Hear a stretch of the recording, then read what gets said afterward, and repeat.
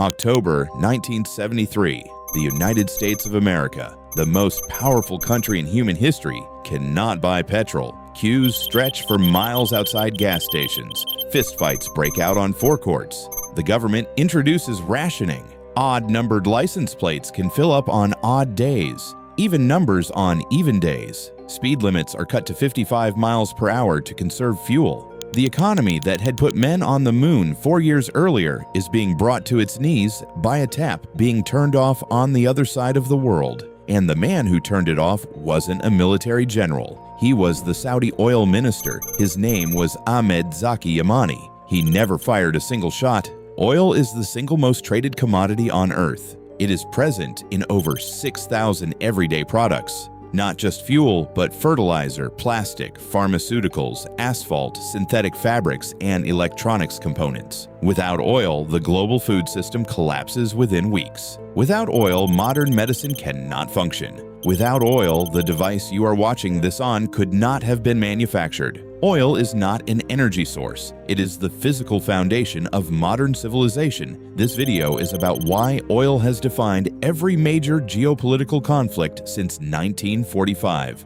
and why the war happening in the Strait of Hormuz right now is not really about Iran. It's about the same thing every Middle East conflict has been about for 80 years: control of the tap. We're going to cover how Western oil companies carved up the Middle East, how OPEC was created to fight back, how Kissinger's secret deal made oil the backbone of the dollar, how the chokepoints work, and why the transition away from oil is moving slower than anyone will admit, and who is making sure it does. Let's start with the carve-up. The carve-up. How Western companies own the Middle East's oil. In 1928, the heads of the world's largest oil companies gathered at Achnacarry Castle in the Scottish Highlands. They were not there to hunt. They were there to divide the world's oil between themselves and to agree that none of them would compete with each other on price. The arrangement they reached became known as the Aziz Agreement. It governed global oil markets for the next 3 decades. The companies that signed it became known as the Seven Sisters. In 1928, the same year as Achnacarry, representatives of BP, Shell, and Standard Oil gathered in a different room and drew a red line on a map of the Middle East. Everything inside the red line, which covered most of the Arab world, including modern-day Iraq, Syria, Saudi Arabia, Jordan, and Kuwait, was to be developed jointly. No company inside the agreement could operate individually in the region without the other's consent. The people who lived inside the red line were not consulted. The governments were not party to the agreement. The oil beneath their feet was simply divided between companies headquartered in London, New York, and Houston. This arrangement, the Red Line Agreement, held for 20 years. It determined which countries got development investment, at what pace, on whose terms, and for whose benefit. The Seven Sisters operated through concession agreements, contracts with local governments that gave the companies exclusive rights to explore, extract, and sell oil in exchange for royalties. The royalty rates were set by the companies. The production volumes were set by the companies. The oil prices were set by the companies. In 1950, Saudi Arabia received 21 cents per barrel of oil extracted from its territory. The same barrel was sold for $1.75 on the international market. The Seven Sisters captured 88% of the value. The country that owned the oil captured 12%.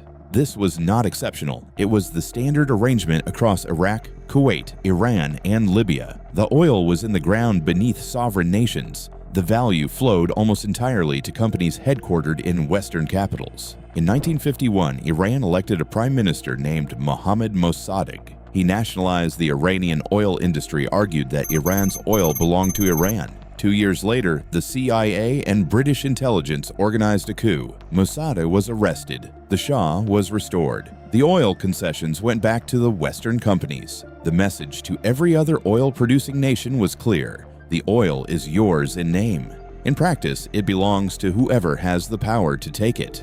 But the producing nations were watching, and in 1960, 5 of them decided they had watched long enough. OPEC, the day the producing nations fought back. In September 1960, 5 oil-producing nations met in Baghdad and formed OPEC. The Western oil companies and their governments dismissed it. The producing nations were poor, divided, and dependent on Western technical expertise to even extract the oil. What could a cartel of weak states actually do? 13 years later, they found out.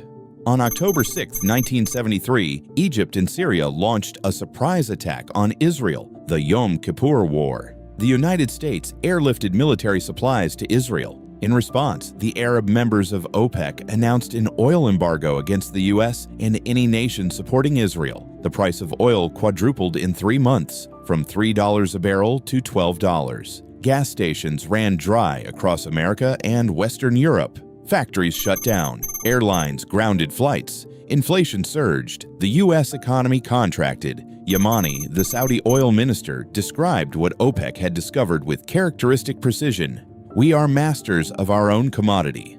It was the first time in the modern era that a group of developing nations had successfully used a commodity as a geopolitical weapon against the most powerful countries on Earth. And it worked. The 1973 embargo changed the architecture of global power permanently. It demonstrated that control of oil was control of the industrial world. Every government that depended on imported oil, which meant almost every government, was now subject to the political decisions of the nations that produced it. The United States responded on 2 fronts. First, it began building the Strategic Petroleum Reserve, a stockpile of oil in underground salt caverns in Texas and Louisiana sufficient to supply the country for several months without imports. Second, and more consequentially, Henry Kissinger flew to Saudi Arabia. The deal he made: sell oil exclusively in dollars, receive U.S. military protection, transform the oil market from a commodity market into the backbone of the entire global financial system. The petrodollar wasn't just about oil, it was about who controlled the currency. Everyone needed to buy it.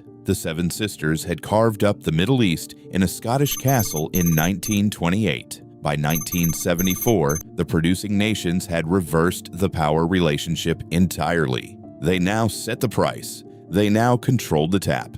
And one of them had just agreed to make their commodity the foundation of American financial dominance. Oil had become the most powerful commodity in human history, and the Strait of Hormuz had become the most important 33 kilometers of water on Earth. But understanding who produces oil and who buys it is only half the story. The other half is the 33 kilometers of water that everything passes through. The Strait of Hormuz is 33 kilometers wide at its narrowest point. You could drive across it in 20 minutes. Every day, approximately 21 million barrels of oil pass through it, roughly 20% of the world's total oil consumption and 30% of all seaborne oil trade. If it closes, Japan loses 90% of its oil imports, South Korea loses 80%, China loses 40%. Europe's energy costs surge, and the global food system, which runs on oil-based fertilizers, begins to fail within months. This is what is happening right now.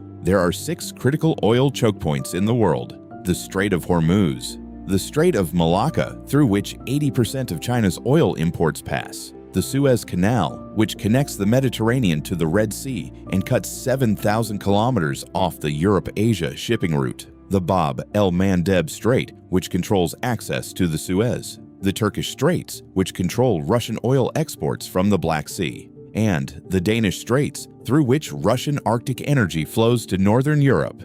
These 6 passages control the flow of energy to virtually every major economy on Earth, and every one of them is in or adjacent to an active or potential conflict zone. This is not a coincidence. Every military power on Earth has positioned assets near these choke points, because controlling them is controlling the world economy. The British Empire understood choke points. It built its power by controlling Gibraltar, Suez, Aden, Singapore, and the Cape of Good Hope, the 5 critical maritime passages of the 19th century. The United States built its power by controlling the choke points of the 20th century through naval dominance, base networks, and the petrodollar arrangement that made oil the reason everyone needed dollars. Whoever controls the choke points of the 21st century will control what comes next.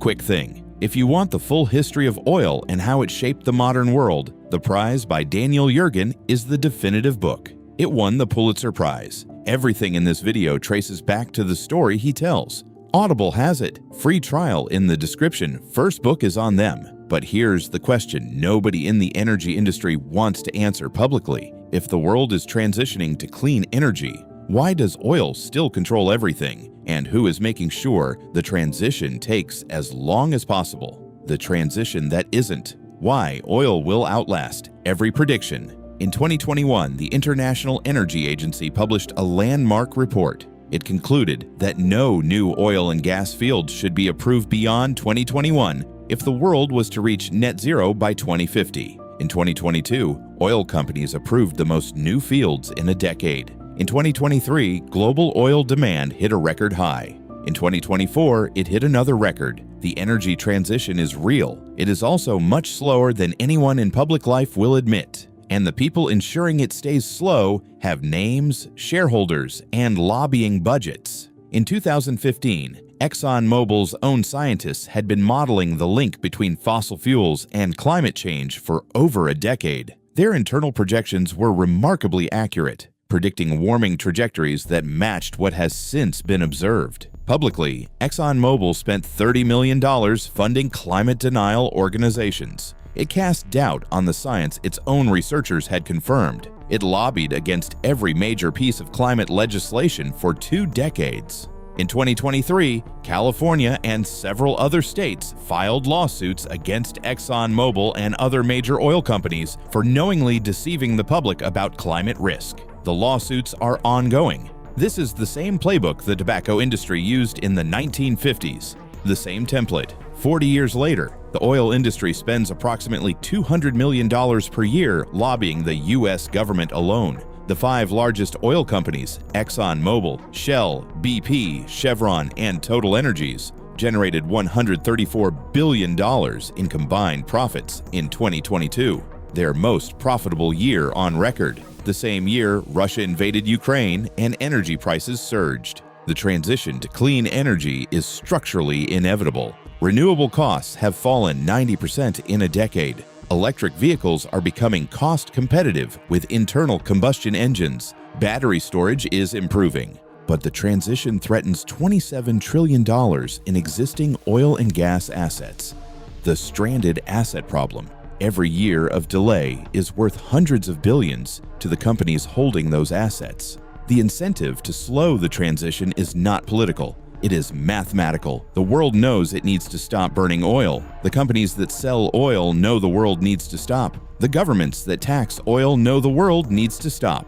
And yet the Strait of Hormuz is closed. Oil is at $100 a barrel, and 3 countries are shooting at each other over the right to control a 33-kilometer stretch of water, because knowing something needs to change and having the system change are 2 completely different things. So what does oil dependency actually cost you? Not as a concept, but in your specific life, right now, whether you drive a car or not. You probably think your relationship with oil is about how much you drive. It isn't. Every meal you eat was grown using oil-based fertilizers, harvested by oil-powered machinery, transported in oil-powered vehicles, processed in oil-powered facilities, packaged in oil-derived plastics, and refrigerated using oil-generated electricity. Oil is not in your car. Oil is in your food. It is in your medicine. It is in your clothes. It is in the road under your feet. And the price of the war in the Strait of Hormuz is already in your grocery bill. In 2022, Russia invaded Ukraine. Among the immediate consequences, Russia and Ukraine together supply 28% of the world's wheat exports and 15% of its corn. Both countries are major fertilizer exporters. Within weeks of the invasion, global food prices had risen 30%. Cooking oil prices doubled. Bread prices surged across the Middle East and Africa. In Egypt, bread subsidies cost the government an additional $2 billion it hadn't budgeted for. In Lebanon, already an economic crisis, bread shortages triggered social unrest. In Sri Lanka, fuel shortages caused by dollar reserve depletion cascaded into food shortages and a government collapse. A war in Eastern Europe caused hunger in North Africa. Because oil, food, and money are all the same system. The average person in a developed country uses approximately 15 barrels of oil equivalent per year. directly and indirectly. That includes fuel, heating, and all the embedded energy in everything they consume. When oil prices rise by $10 per barrel, the average American household pays approximately $500 more per year across all their purchases, not just at the pump, but in every product that was made, transported, or packaged using oil. Oil at $100 per barrel, where it is right now, costs the average American household approximately $2,500 more per year than oil at $60. That money doesn't disappear. It transfers through the price mechanism to the companies and countries that control the supply. You didn't vote for this arrangement. You weren't asked, but you are paying for it every time you buy groceries. The average person in a developed country uses approximately 15 barrels of oil equivalent per year, directly and indirectly. That includes fuel, heating, and all the embedded energy in everything they consume. Here is what makes this outrageous. Not at OPEC, not at oil companies, not at any government. The dependency you have on oil was built into the system before you were born. The roads were designed for cars. The cities were designed around driving. The food system was designed around petrochemical fertilizers. The global financial system was designed around a commodity that 33 countries produce and 190 countries need. You didn't choose this. The system chose it for you, long before you arrived, and the people who built the system, and the people who maintain it, and the people who profit from it, they are not the people paying $100 a barrel at the pump. If you made it this far, you understand something most people who follow energy news still don't. Subscribe. Every video on this channel is built the same way. No opinions dressed as facts, just the architecture, explained clearly. In 1973, Ahmed Zaki Yamani turned off the tap and brought the most powerful country on Earth to its knees. 50 years later, the Strait of Hormuz is closed. Oil is at $100, and countries are shooting at each other over the right to control a 33-kilometer stretch of water. Nothing has changed, because nothing was designed to change. The roads are still there. The cities are still designed around the car. The food system still runs on petrochemical fertilizer. The dollar is still backed by the petrodollar arrangement Kissinger made in a Riyadh hotel in 1974. The tap is still the most powerful weapon on Earth, and you are still on the wrong side of it.